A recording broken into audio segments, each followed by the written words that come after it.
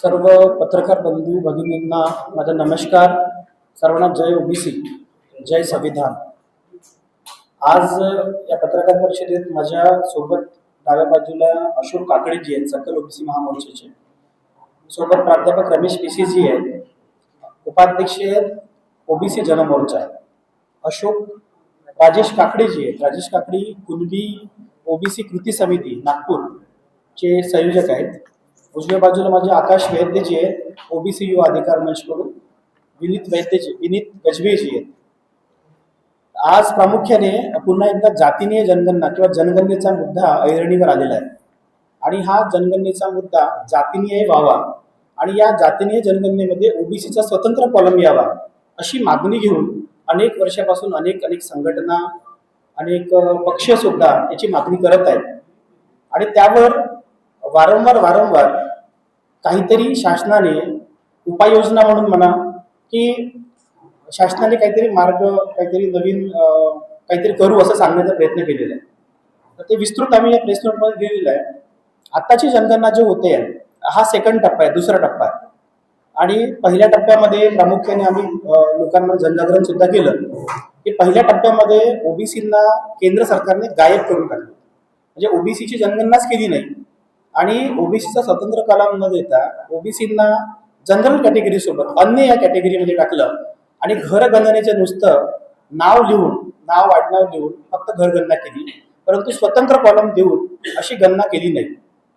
आता दुसरा जो टप्पा आहे, 2 टप्प्यामध्ये 2 फेजमध्ये जनगणना होते आणि दुसऱ्या टप्प्याचा राजपत्र 3 ऑगस्ट 2026 रोजी निघाला.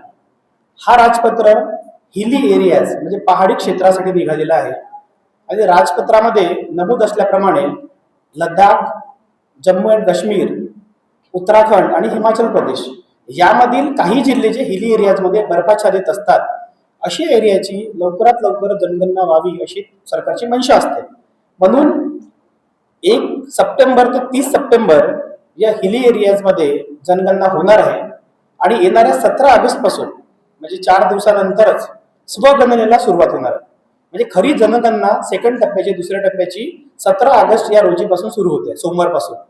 आणि या जनगणनेत पुन्हा एकदा ओबीसींची फसवणूक केलेली आहे आणि ओबीसींचा स्वतंत्र कॉलम न देता तुम्ही तुमच्याकडे राजपत्र मी दिलेलं आहे, त्या राजपत्रात लिहून आहे घर घर जाकर जनसंख्या गणना. म्हणजे जातीने जनगणना एका बाजूला सरकार म्हणते आमची मागणी तर जातीने जनगणनेसोबतच स्वतंत्र कॉलम आहे, परंतु शासन म्हणताय घर घर जाकर जनसंख्या गणना करायची आहे. याचा अर्थ काय की जी संख्या ऑलरेडी शासनाला माहिती आहे, ग्रामपंचायतच्या माध्यमातून, नगर परिषदच्या माध्यमातून, महानगरपालिकेच्या माध्यमातून जन्म, मृत्यू याची नोंद होते आणि ही संख्या आणि त्यांचे नाव हे सगळे सरकारला माहिती असतात.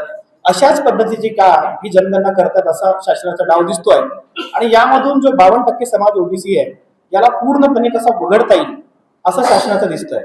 तर यामध्ये शासनाने जे केलेलं आहे त्यामध्ये ओपन एंडेड पद्धत जी असते आणि एक असते ड्रॉपडाऊन मेनू.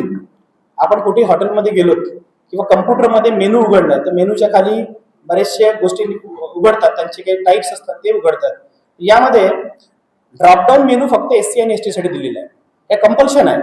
1950चा कॉन्स्टिट्युशनल ऑर्डर आणि 1948चा सेन्सस ऍक्ट नुसार शेड्यूल कास्ट, शेड्यूल ट्राईब साठी ड्रॉप डाऊन मेनू देणे हे कंपल्सरी आहे, म्हणून त्यांनी दिलेलं आहे.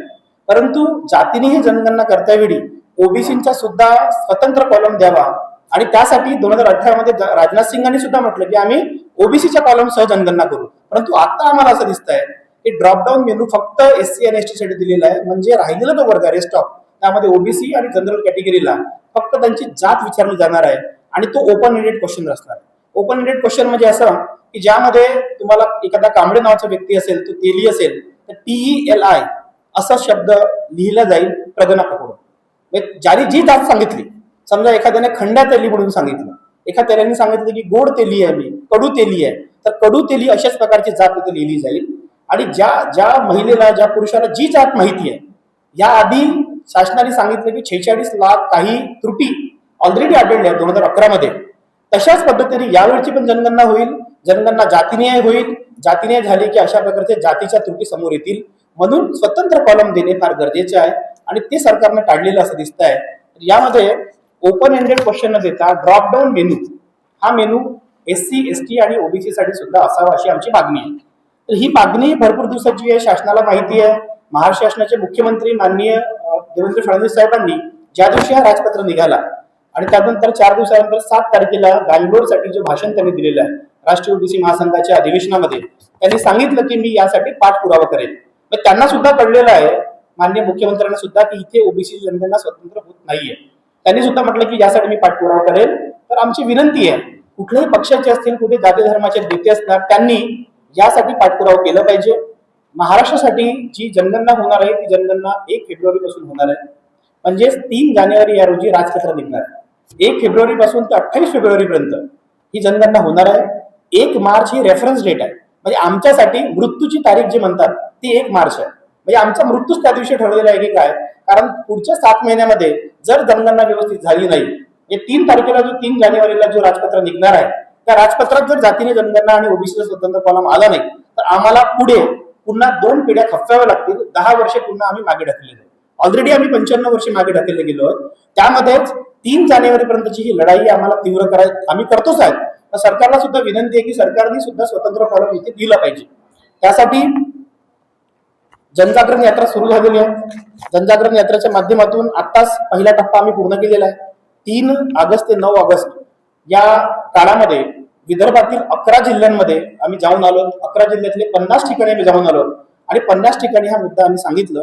ज्या दिवशी आमची यात्रा सुरू झाली त्याच दिवशी हा राजपत्र निघाला. म्हणजे आमच्याकडे सुद्धा एक मोठा मुद्दा आला होता. त्या मुद्दा आम्ही लोकांपर्यंत कन्व्हे करू शकलो. यानंतर जो महाआंदोलनाची आम्ही भूमिका घेतोय, म्हणजे सकल ओबीसी महामोर्चा आणि इतर विविध संघटनांच्या माध्यमातून देशव्यापी आंदोलनाचा इशारा आम्ही इथे देतोय. यामध्ये टप्प्याटप्प्याने सगळं होईल आणि दुसऱ्या टप्प्यामध्ये विभागीय बैठका सुरू होत आहेत. महाराष्ट्रामध्ये 2 विभागामध्ये ऑलरेडी आम्ही 11 जिल्ह्यांमध्ये गेलेलो आहोत. दुसऱ्या जे काही विभाग राहिलेले आहेत, कोकण विभाग असेल, पुणे विभाग असेल, नाशिक विभाग असेल, मराठवाडा असेल, यामध्ये सुद्धा 22 आणि 23 ऑगस्टला आम्ही विभागीय बैठका घेत आहोत. यामध्ये ओबीसी संघटना, जातीय संघटना या सर्वांना आम्ही बोलवत आहोत. आणि त्यानंतर दुसऱ्या टप्प्यातच 29 आणि 30 ऑगस्टला मुंबई आणि दिल्ली येथे बैठक होईल. मुंबई आणि दिल्ली येथील बैठकी निर्णायक बैठक असेल. यानंतर महाआंदोलन सुरू होईल. तर यामध्ये ही जी दिल्ली आणि मुंबईची बैठक आहे, दिल्लीच्या बैठकीमध्ये पूर्ण भारतभरातील ओबीसी नेते, विविध पक्षांचे नेते, सामाजिक नेते यांना एकत्रित करून हा भारतभर देशव्यापी आंदोलन कसं होईल याकडे आमचं लक्ष असेल. आणि त्यानंतर लगेच 1 सप्टेंबर पासून देशव्यापी आंदोलनाला सुरुवात होईल. त्या देशव्यापी आंदोलनात सुद्धा अनेक मार्ग अवलंबले जातील. देशव्यापी आंदोलन